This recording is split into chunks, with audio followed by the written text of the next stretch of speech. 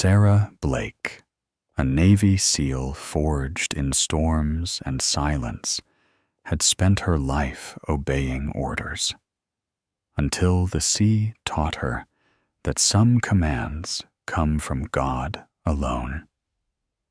Beneath the black waters of the Persian Gulf, where pressure crushed metal and faith alike, she found something no mission could prepare her for. A ghostly submarine whispering an American distress code long buried by her own command. With only her German shepherd, Rex, beside her, she defied orders and dove into the abyss.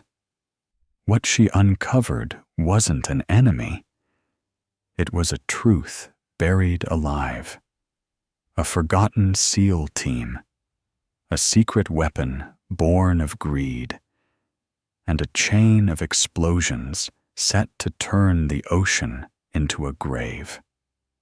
Through the darkness, through betrayal and fire, Sarah fought, not for medals, not for glory, but for the lives her country had already written off. And when the sea's rage fell silent, it was Rex's heartbeat that answered her prayers, a rhythm of loyalty that refused to die. When dawn rose over the wreck of the USS Providence, the water shimmered not with victory, but with redemption. Sarah learned that courage isn't about following orders. It's about hearing the voice that still speaks when the world goes quiet. Before we begin, please take a moment to subscribe and leave a like. Your support keeps these stories of faith and courage alive. May God bless you, and may His mercy remind us all that even in the deepest waters, miracles still rise. The sea was dark glass that night, the kind of stillness that could make a soldier forget there was a war above it.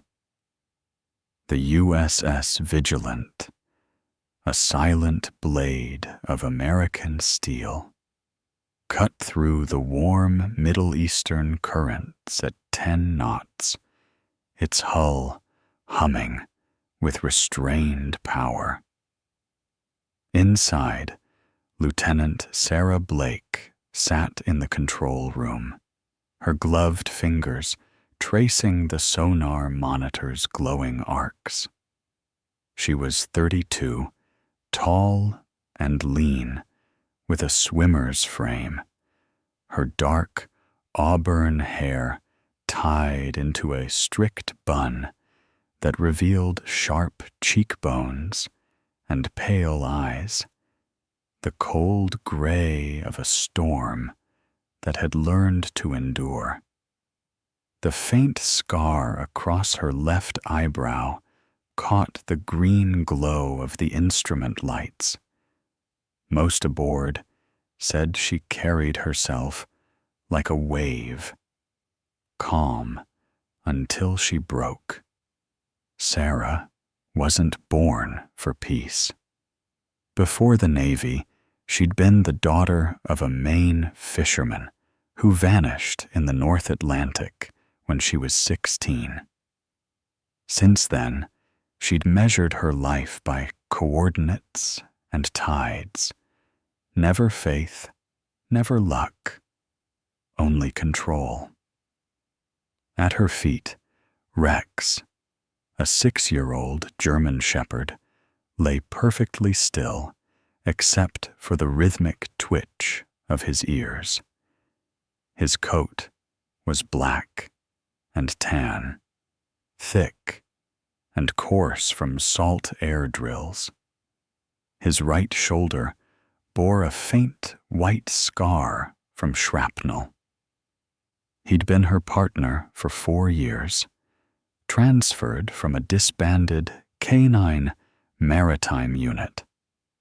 Rex trusted few, but with Sarah, he was gravity. Always there, always grounded. The Vigilant's interior was a symphony of discipline, muted voices, metallic footsteps, and the low mechanical breath of the reactor far below. "Blake," a voice called. Commander Jonas Holt approached from the aft corridor. He was a broad man in his 40s, skin tanned by too many deck tours before the submariner life, hair clipped short, and a square jaw shadowed by permanent stubble. His expression carried the weariness of someone who'd seen too many names on folded flags. "Status on the device?" "All readings nominal, sir," Sarah replied. "Hydro sensors online. Signal clean at 70 meters. Holt crossed his arms, his gaze heavy with suspicion. "You've been watching that monitor like it owes you money." "Habit," she said. "The sea has moods." He grunted, half amused. "I'll take your poetry under advisement, Lieutenant. Maintain course. No heroics tonight." Sarah saluted, though her mind lingered on the sonar screen. The pulses were regular, too regular. She turned down the gain and isolated the pattern. Thump, thump, pause, thump, thump. Not geological, not whale song. Something rhythmic, almost human, like a heartbeat. Rex's ears perked, and a low growl built in his throat. Sarah's pulse quickened. "You hear it too, huh?" she whispered. The comms technician glanced over. "Problem, ma'am?" "Unknown acoustic anomaly," Sarah said. "Bearing 215, range 300 meters. Before the tech could respond, Commander Holt stepped beside her. He studied the pattern for a few seconds, then shook his head. "Probably debris resonance. Forget it." "With respect, sir," she pressed. "That's a repeated modulation. Organic or mechanical. And outside our mission scope," Holt cut her off, his tone clipped. "We're here to protect the current array, not chase ghosts. Understood?" Sarah swallowed her frustration.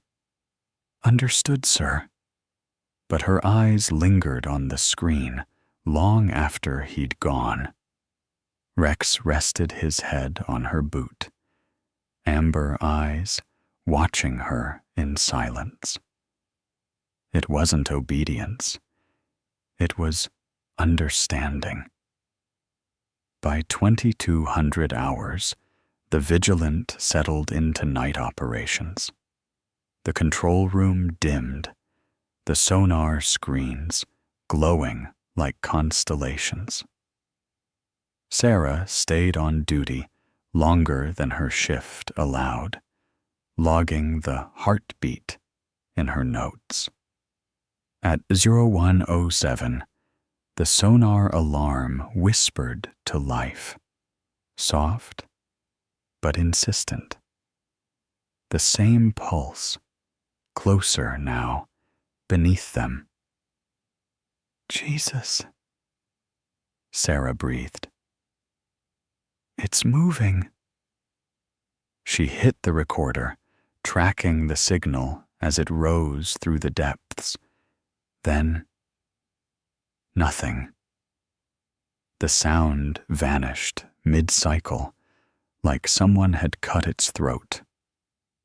The hull creaked, a long metallic groan that made the lights flicker. Then, a vibration. A deep, distant boom rolled through the vessel. The entire command deck shuddered. "Collision alarm!"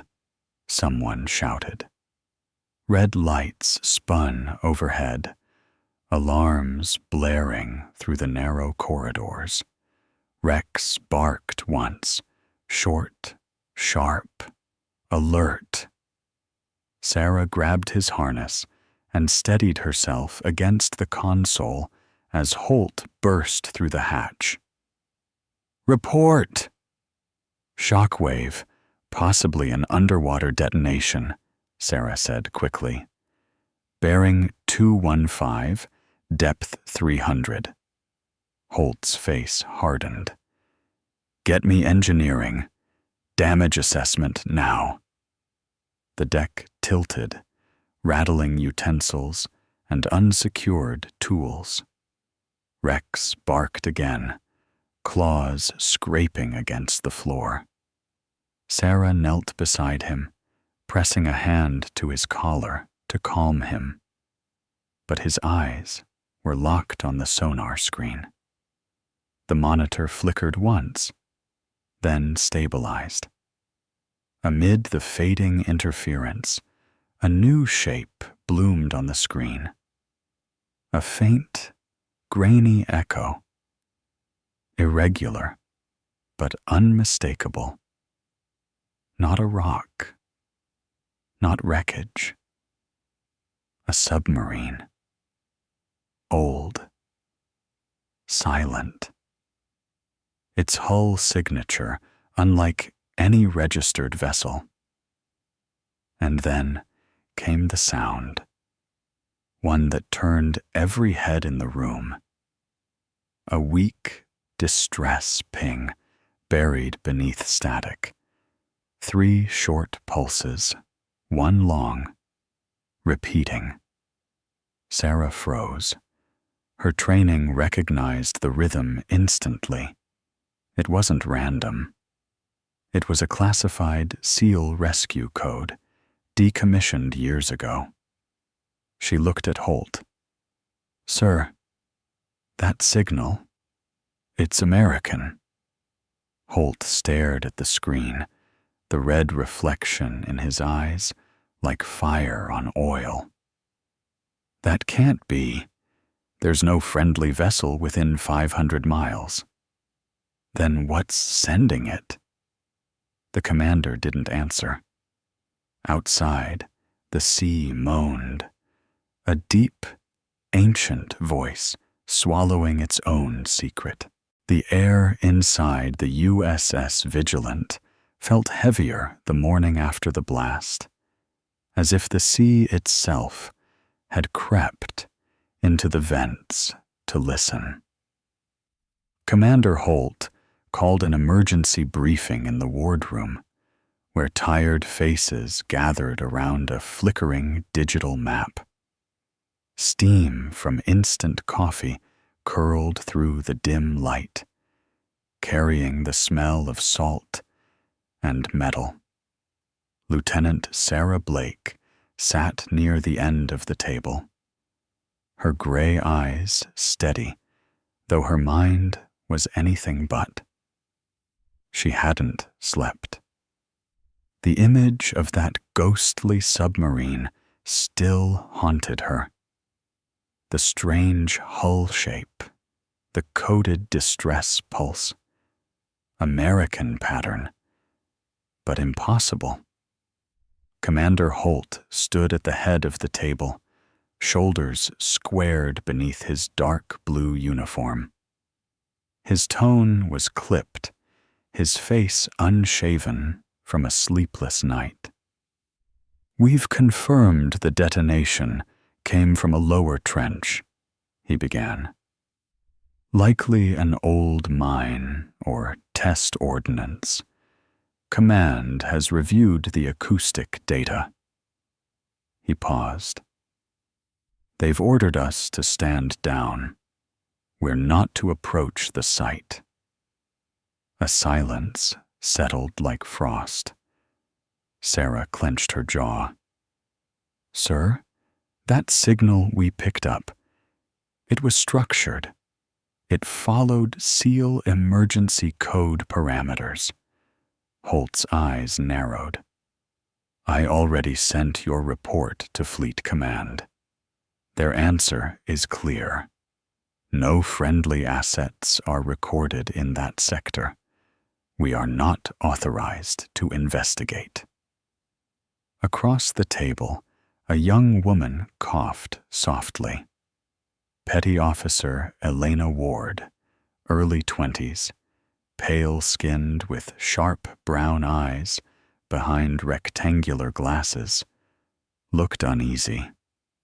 She was the Vigilance sonar specialist, brilliant but soft-spoken, her hands often trembling when she adjusted controls, a side effect from an old diving accident that left her with nerve sensitivity. Sir, she said timidly, with respect, the signal was analog, and the frequency modulation matches Navy encryption from... Holt cut her off. I said, it's not our problem, Ward. This area borders a conflict zone. We risk international incident if we trespass. His gaze swept the room, daring anyone to contradict him. Sarah kept her face neutral, but anger simmered beneath. She'd seen this before. Command burying ghosts under the weight of protocol. Rex, lying by her chair, emitted a low growl, his amber eyes flicking toward the sonar operator's station down the hall, as if he, too, sensed unfinished business. After the meeting dissolved, Sarah lingered by the map screen. The location blinked faintly. Sector 8-2, red-marked, off-limits. Her instincts screamed otherwise. She turned to Elena, who hovered nearby, clutching her notepad like a shield. You trust what you heard? Sarah asked. Elena hesitated. I shouldn't say this, ma'am, but yes. The modulation pattern, 2 longs, 1 short, repeated 3 times. It's the SEAL field code from the Providence Division. Sarah's stomach tightened. Providence went dark 2 years ago. I know, Elena whispered, but that's why it doesn't make sense. Sarah nodded slowly. Nothing in war ever does. That night, while most of the crew slept, Sarah sat in her cabin. The only light, a small red lamp over her desk. Rex rested by the door, half asleep, but his ears twitched at every creak. She opened the data pad and replayed the recorded ping. 3 short, 1 long. Pause. Repeat. Her fingers hovered over the encrypted comm terminal. Sending coordinates without approval was grounds for court-martial. She stared at Rex. You think I'm crazy, don't you?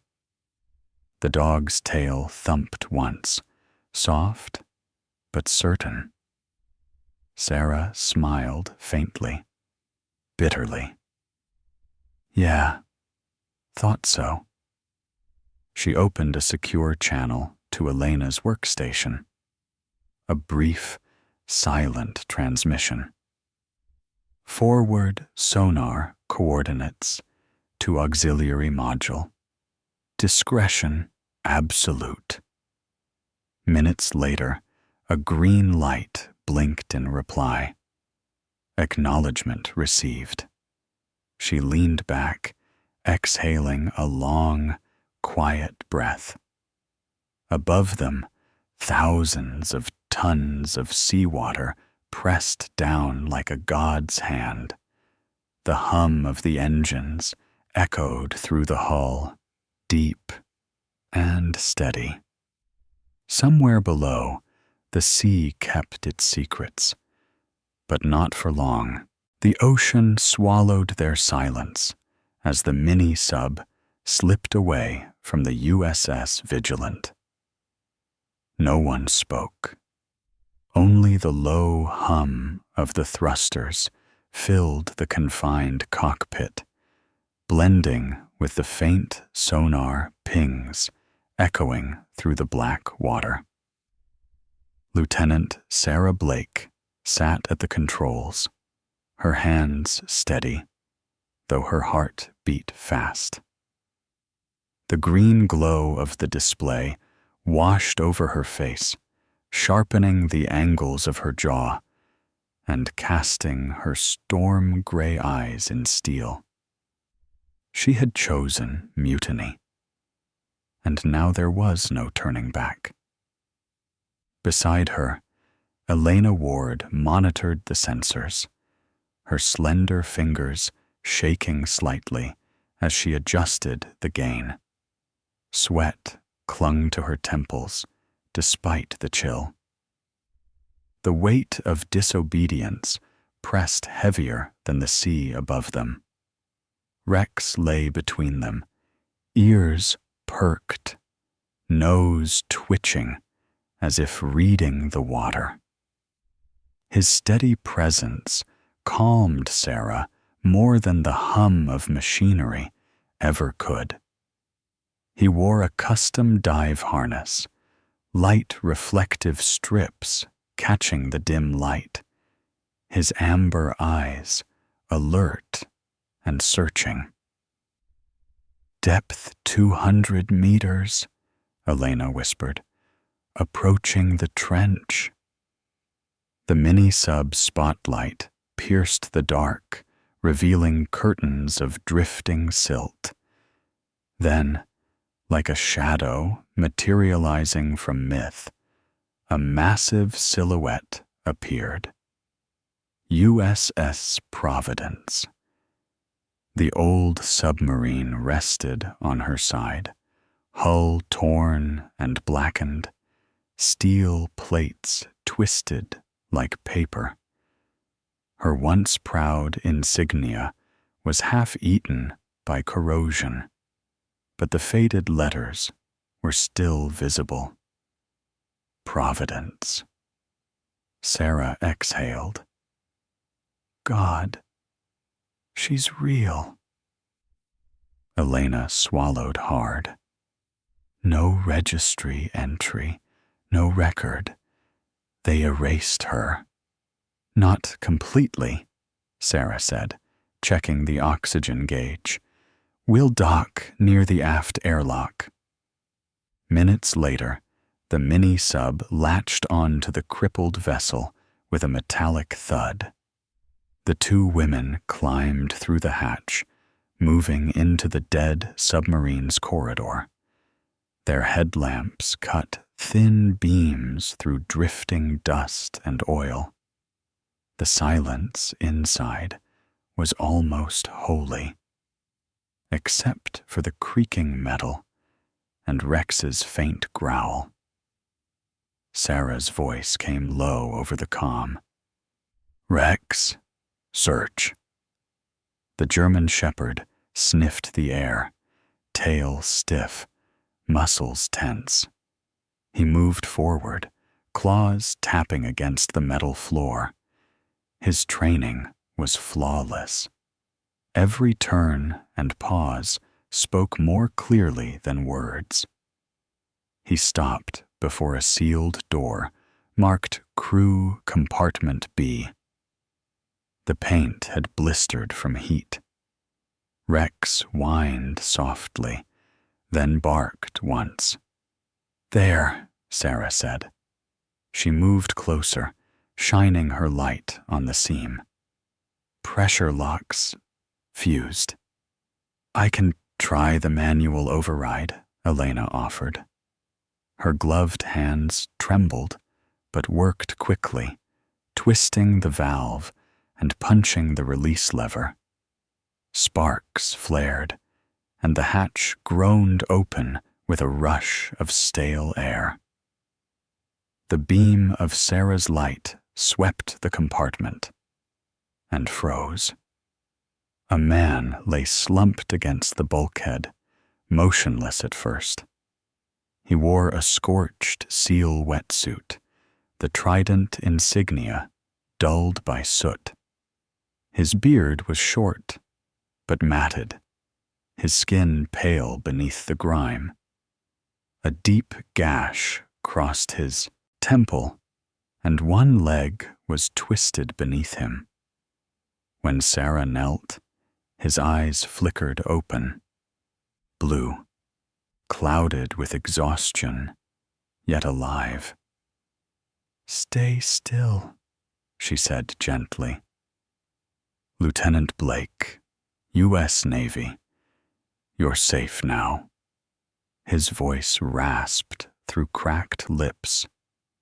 "Providence, compromised, data core." He lifted a trembling hand, clutching a small metal case marked with the SEAL emblem. Elena took it carefully. "It's encrypted," she whispered. "Get out," the man gasped. "Self-destruct. System armed. 10 minutes. Sarah's stomach dropped. "Elena, you heard him. We move. Now." The emergency lights flickered on, painting the corridors in red. An automated voice echoed through the dead ship. "Containment breach detected. 10-minute countdown initiated." Rex barked sharply, turning toward the exit. "Go!" Sarah shouted, slinging the survivor's arm over her shoulder. The man groaned in pain, but tried to walk. Metal screamed around them as the submarine began to tremble. Behind her, Elena's voice cracked through the comm. "Pressure's rising. She's collapsing in on herself." Sarah gritted her teeth, dragging the man faster through the narrow hall. Rex stayed ahead, guiding them by instinct toward the docking hatch. The Providence moaned like a dying beast. Above the alarms, Sarah could hear her own pulse, steady and cold. They had 10 minutes to escape a tomb built by their own country. The ocean was no longer quiet. It howled. The mini-sub rocked violently as magnetic turbulence from the Providence explosion distorted its instruments. Lieutenant Sarah Blake gripped the control yoke, her knuckles pale against the dim red light. The sensors blinked wildly, lines of static racing across the display. Behind her, Elena Ward fought to keep the power system from collapsing. Her usually composed face was slick with sweat. A strand of dark hair stuck to her cheek. "Navigation's blind," she cried. "Gyros spinning off axis, and comms are dead." Rex whined low, body braced against the shifting deck, claws scraping as the craft lurched. Sarah felt the vibration through her boots, a deep, rolling tremor that wasn't just from the sea. It was from something alive in the water. "Hang on!" she shouted, pushing the sub's thrusters to maximum. The nose pitched upward, but the current seized them, twisting like an invisible hand. Outside, through the viewport, the sea glowed with faint green ribbons, an aurora of electromagnetic energy.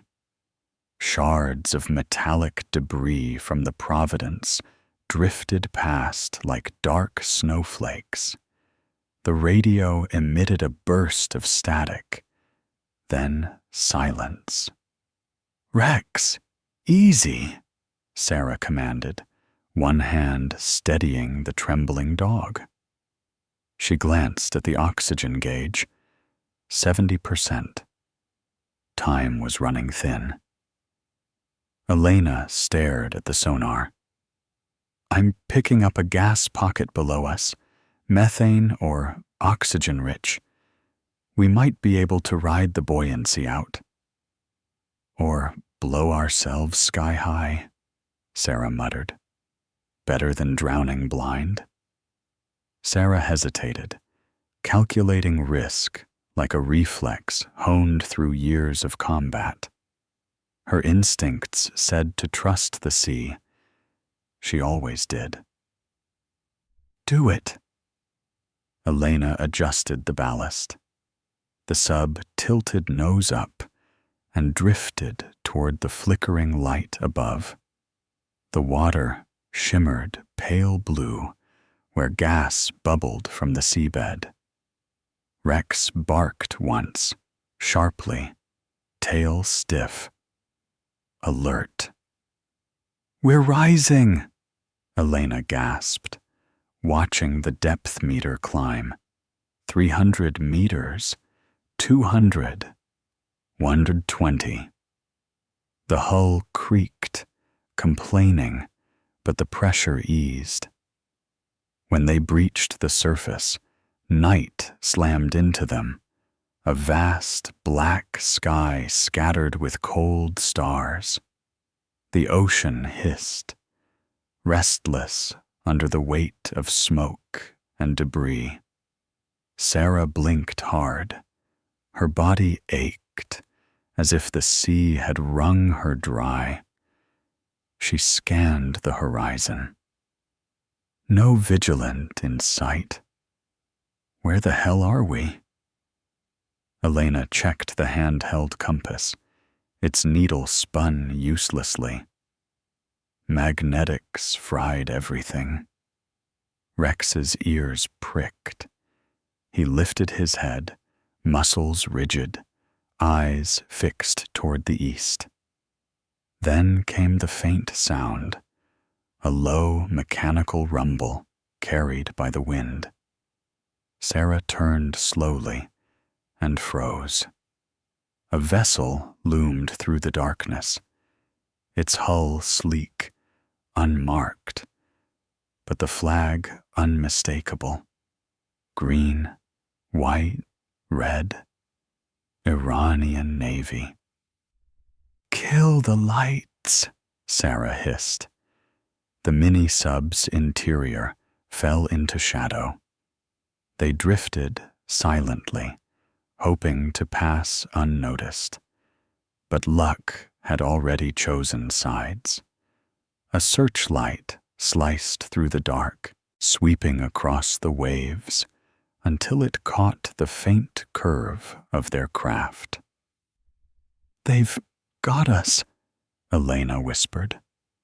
A voice in guttural Farsi barked orders through the night, and engines roared. The Iranian patrol ship began to close in, cutting the water with precision.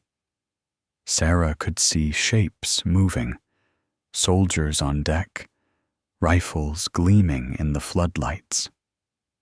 "Stay quiet," Sarah murmured, hand on Rex's collar. The German shepherd's fur bristled. He could smell tension, oil, and gunmetal. His nose twitched once, twice. Then he stiffened. "Rex?" Sarah asked softly. The dog growled deep, low, then barked once, a warning. Sarah frowned. Then she heard it too. Click, click, faint, but sharp, carried over the water like teeth snapping shut. Her blood ran cold. She knew that sound. "Launcher gearing," she breathed. "They're arming torpedoes." The light from the enemy ship brightened, painting the mini-sub in ghostly white. Sarah's jaw tightened. Her hand went to the emergency ballast control. "Brace yourselves," she said. "We're diving again." The first shot ripped through the night like lightning through silk. The mini-sub shook violently as rounds tore into the hull, shattering gauges and scattering sparks. Lieutenant Sarah Blake wrestled with the controls, jaw clenched, her gray eyes lit with fury and focus. The thin scar on her eyebrow gleamed with sweat. "Hold on," she shouted, slamming the throttle forward. The engine screamed, dragging the sub into a dive steep enough to pin them to their seats. "Elena!" she called out.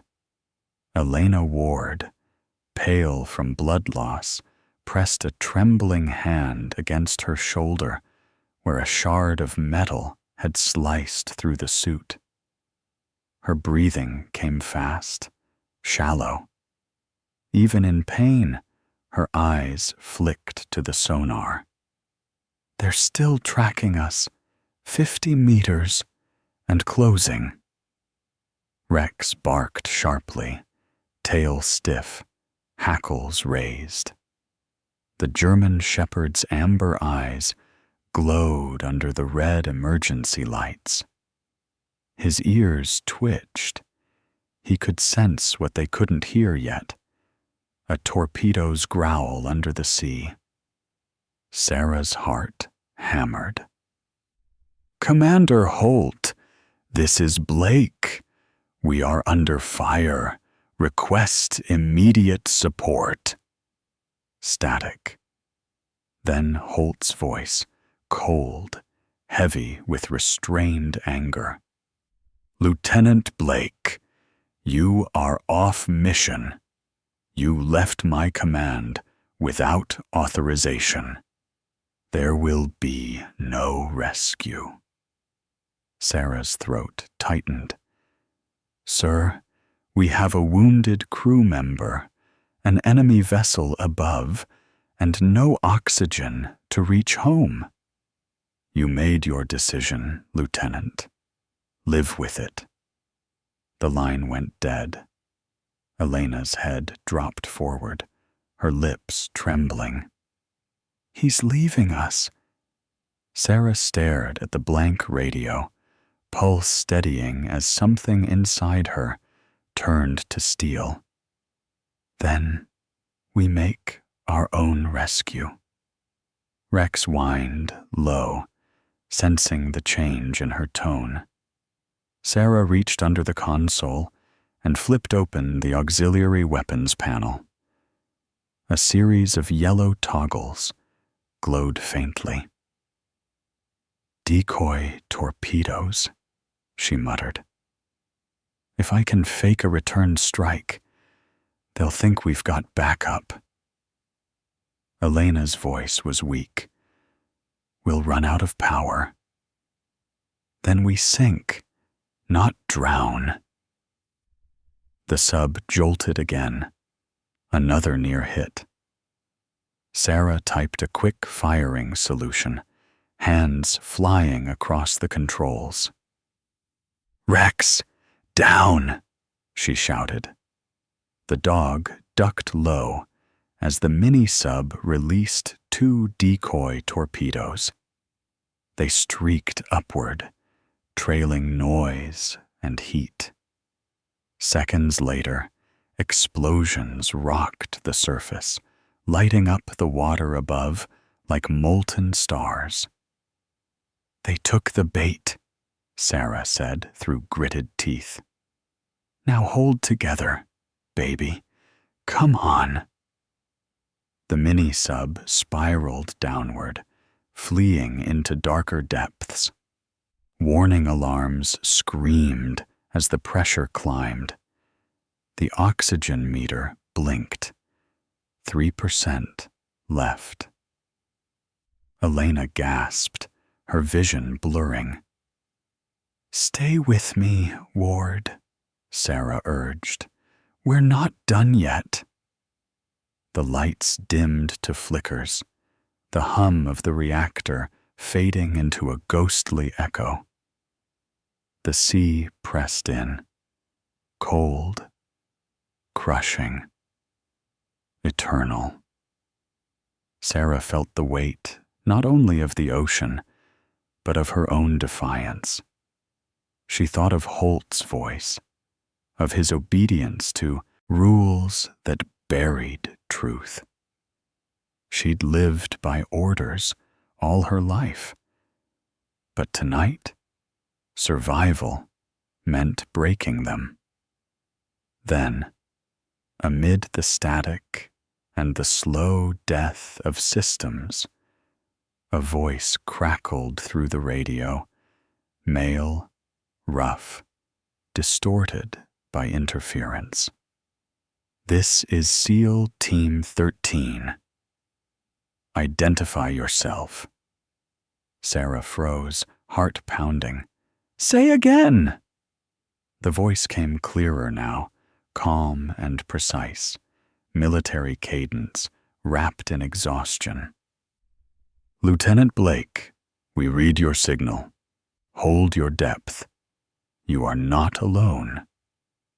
Rex lifted his head, ears forward, tail beating once against the deck. Sarah closed her eyes briefly, a breath of disbelief breaking into a smile. "Copy that," she whispered. Finally, the voice that came through the static became clearer as the signal locked. "This is SEAL Team 13. Identify yourself." Lieutenant Sarah Blake straightened, disbelief burning through the exhaustion. Her gray eyes, ringed with fatigue, flickered toward Elena Ward, who was still pale and clutching her wounded shoulder. "This is Lieutenant Blake, U.S. Navy. We read you. How the hell are you alive?" A moment of silence, then a gravelly voice replied, calm and controlled. "Hold your position. We've got visual on your signal beacon." The channel went quiet again. Minutes later, through the fogged viewport, figures appeared in the gloom. Divers in black combat suits with shoulder patches bleached white by time. Their helmets reflected faint light from the mini-sub. Sarah could hardly believe it. SEAL 13. Real, not ghosts. A hatch clanged against their side, and moments later, 3 soldiers climbed aboard. Their leader removed his helmet revealing a face that had known too many winters. His name tag, faded but legible, read Captain Daniel Keene. He was in his late 30s, with dark blonde hair matted to his forehead, a heavy beard streaked with gray, and a deep scar cutting across his left cheekbone. His blue eyes held a strange calm, the look of a man who had seen everything worth fearing and survived anyway. "Captain Keene," Sarah breathed. "You were declared dead 2 years ago." He nodded, voice low. "Close enough to truth. We've been living inside an old storage chamber down here since the Providence sank. The world forgot us." Rex moved cautiously toward him, sniffing the man's boots before wagging his tail once, a rare gesture of trust. Keene knelt, scratching the German shepherd's neck. "You trained him right," he said softly. "Canines never forget duty." Behind Keene stood Corporal Ryan Mills, a younger man in his late 20s, lean and dark-skinned, his jawline marked by a weak stubble. His left arm was wrapped in a makeshift brace. The third, Petty Officer Gregor Nash, was broader, with cropped black hair and a missing ear. Blown off during an explosion, he later muttered about surviving by luck and a prayer. Keene turned back to Sarah, holding out a small waterproof case. "You found our man in the Providence, didn't you?" Sarah nodded, gesturing to the unconscious SEAL still strapped to a seat. "He's critical, but alive." "That man carried the truth," Keene said. "Inside that drive is proof that the Providence was sabotaged, not by an enemy, but by one of our own contractors, a private defense firm called Apex Dynamics. They were testing a biological weapon under the guise of sonar research, something that eats oxygen at the molecular level." Elena frowned weakly. "A weapon that kills without fire." Keene's eyes darkened. "When we found out, they decided none of us would surface again." Sarah felt the air go cold. That explosion, the one that started all this, wasn't an accident, Keene finished grimly. It was a kill switch. The mini-sub shuddered slightly, a low vibration running through the hull. Elena's eyes widened. "Sarah, I'm reading a new frequency spike. It's from the Providence wreck. Same encryption as before." Sarah's pulse quickened. "The self-destruct?" Keene's jaw tightened. It was supposed to end with her. But if the chain reaction's still armed... Elena interrupted, voice rising. "Then it's spreading, pressure charges along the trench. If it detonates, it'll trigger a collapse from the seabed to the Gulf Coast." Sarah gripped the console, feeling the blood drain from her face. The oxygen gauge blinked faintly. Keene locked eyes with her. "Lieutenant, We've got one chance to stop this, but it means going back to the wreck. Sarah stared through the viewport into the dark water below, her reflection a pale ghost staring back. Then we go, she said quietly, because if we don't, there won't be a surface left to reach. The pressure hull groaned as the mini-sub descended once more into the black maw of the trench. Every vibration felt like a countdown. Lieutenant Sarah Blake, pale under the dim cockpit light, tightened her harness and forced herself to breathe evenly. Her gray eyes burned with grim resolve. No one else goes, she said firmly. I started this. I'll finish it. Across from her, Captain Daniel Keene frowned, the scar on his cheek catching the light. His voice was rough from salt air and years of giving orders that no one came back from. Lieutenant, you're not walking into that blast zone alone. You've got a team to keep alive, Sarah countered. If that chain goes off, none of us make it topside. Someone has to get close enough to cut the relay before the timer cycles. A tense silence followed. Elena Ward, still weak but conscious, leaned against the bulkhead, her right arm bandaged. Sarah, she said softly, her voice brittle as glass. You can't do it alone. The current down there will tear your line in seconds. I won't be alone, Sarah replied, eyes shifting to the German shepherd at her side. Rex, his black and tan coat still matted from seawater, stood with his head high, a faint tremor in his stance.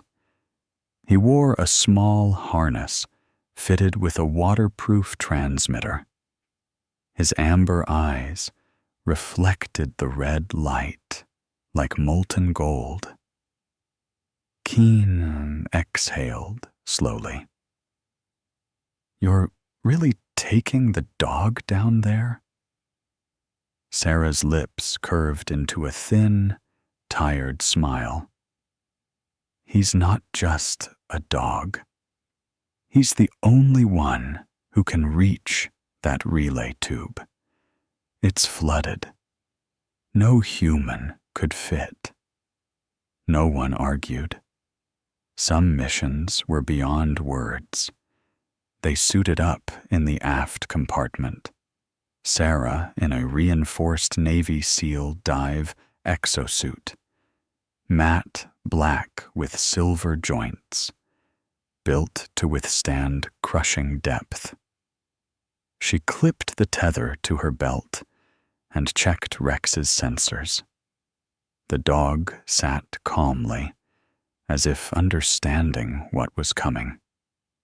Keene handed her a flashlight. If you lose comms, use the signal. 3 short, 1 long. The old way. Sarah nodded. Aye, Captain. The hatch opened with a hiss, water flooding in. The cold struck like knives. Sarah gritted her teeth, pushing out into the abyss, with Rex swimming beside her, guided by instinct and something stronger. Trust. They descended through drifting clouds of silt and metallic shards. Below, the wreck of Providence loomed like a fallen cathedral, its ribs glowing faintly from residual energy. Sarah found the relay panel, a mesh of cables and circuits humming with volatile current. "Easy, boy," she murmured through the mic. "Take the lead." Rex dove into the narrow conduit, carrying the signal wire in his jaws. Sparks flashed from the metal walls. The water rippled with low electrical hums. "Almost there," Sarah whispered. Her heart pounded. The gauge on her wrist blinked low oxygen.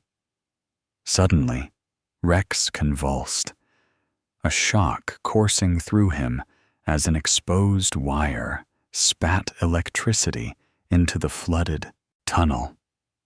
Sarah screamed his name, voice cracking over the comms. He didn't stop. Instead, the dog pushed forward, his tail flicking once as he reached the relay core. Then came the signal. 3 short bursts, 1 long. The ancient code for mission complete. Elena's trembling voice echoed through the channel from the sub. "The detonators.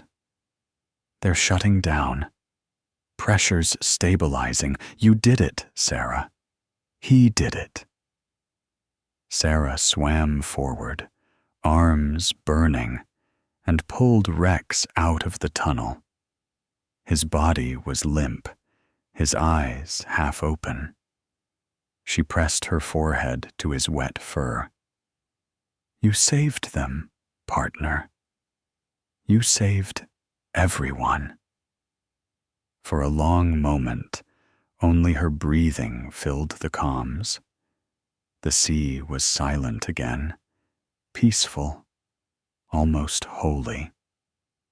Then, softly, from the sonar feed, came a faint thump-thump.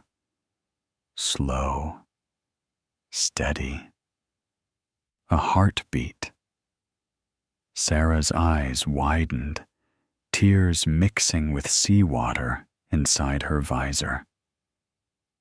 "Rex," she whispered. "You're still here." Morning rose over the wrecked horizon like a bruised sun, pale gold bleeding into gray. The sea, once raging, now lay still, quiet as a prayer. The USS Vigilant surfaced through the mist, its black hull glistening with salt and oil. Rescue crews leaned over the rails, scanning for signs of life. In the distance, a flare bloomed red against the dawn. A small recovery pod floated half-submerged, battered and smoking. Inside it, Lieutenant Sarah Blake sat slumped in her harness, her skin pale and lips cracked from oxygen deprivation.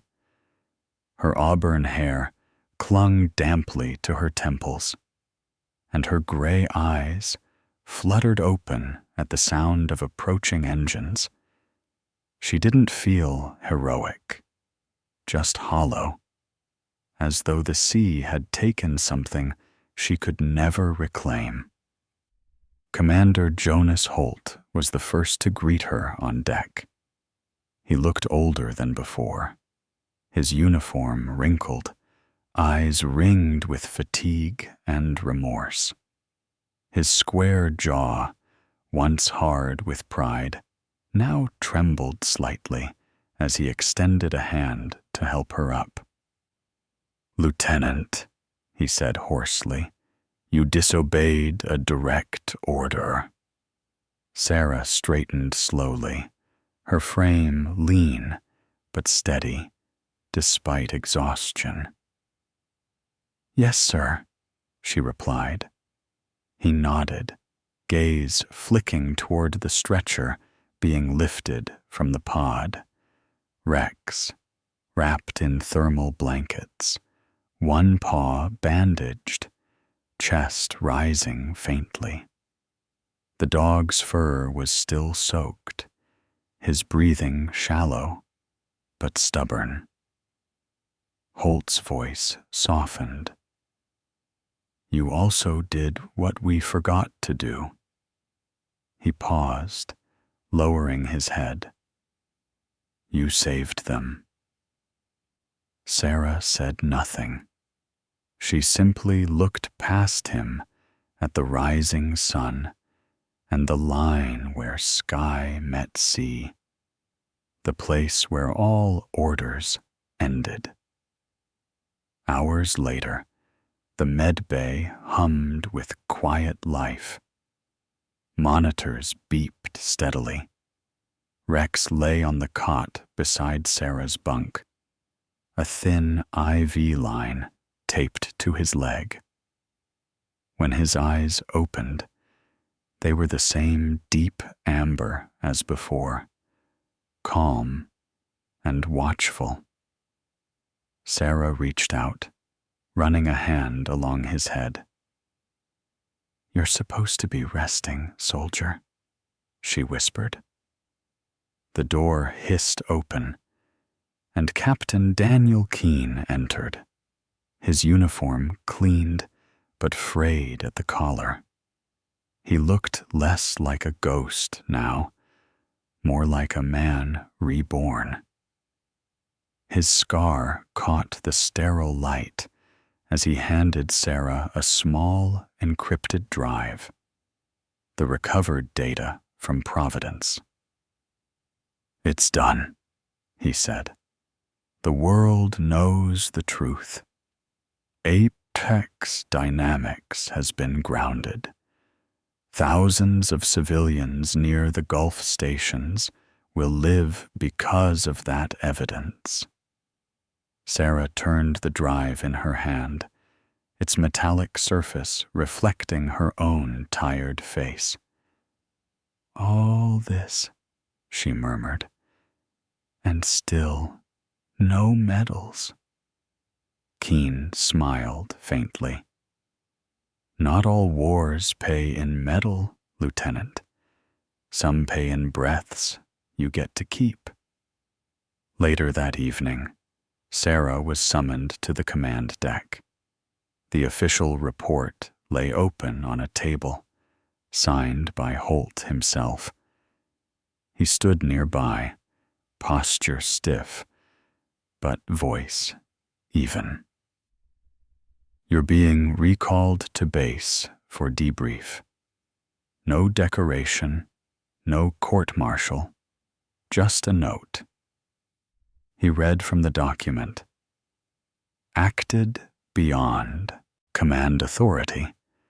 Resulted in full recovery of SEAL 13 and 42 civilian lives saved." Sarah met his eyes. "That's enough."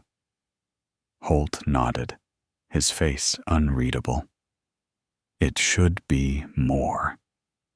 When the meeting ended, Sarah walked alone to the outer deck. The air smelled of salt and diesel, the ocean stretching endless before her. Rex limped beside her, his bandaged paw tapping softly against the steel. The sea was calm now, reflecting the fragile light of evening. Sarah crouched and scratched Rex behind the ear. "The sea doesn't give us a map," she said softly, her voice lost in the wind. "We just keep drawing, as long as we're breathing." Rex wagged his tail once, the faint rhythm echoing the heartbeat she'd heard on sonar. Together, they watched the horizon where dawn and dusk were one continuous line. When the sea finally stilled, it wasn't the engines or the weapons that spoke. It was the quiet. The kind of quiet where you can hear your own heart, And maybe, if you listen close enough, something greater. Sarah Blake didn't see her victory as the triumph of human strength, but as proof that even in the darkest depths, God's hand still moves through courage, through loyalty, through love that refuses to sink. Rex's heartbeat on that sonar wasn't just a sign of survival. It was a miracle, a whisper from heaven reminding us that no act of faith, no sacrifice born from love ever truly disappears beneath the waves. And maybe that's the message for all of us. When the world grows heavy, when you feel lost at sea, don't stop believing. Miracles don't always come in thunder or fire. Sometimes they come in the soft rhythm of a dog's breath, or the strength to keep fighting when no one sees. If this story touched you, share it, not just online, but in your heart. Tell someone today that hope still floats, that faith still saves, and that God still listens, even from the bottom of the ocean. May God bless every soul who watches, shares, and carries this message forward. Like, comment, and subscribe, not just to follow a story, but to join a family of faith, courage, and miracles. Because somewhere out there, another heart is still beating in the dark, waiting for someone like you to believe